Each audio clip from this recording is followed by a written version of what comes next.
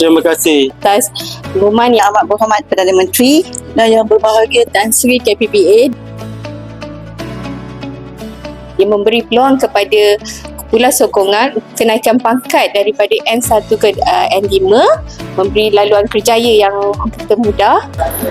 Pengumuman ini adalah satu perkembangan yang positif dan menghargai sumbangan Kumpulan Sokongan. Saya sebagai pembantu takbir amat bersyukur dan berterima kasih atas peluang yang diberi, dan ia membuka ruang dan peluang kepada saya sendiri sebagai pembantu takbir untuk membuka peluang kerjaya yang lebih baik.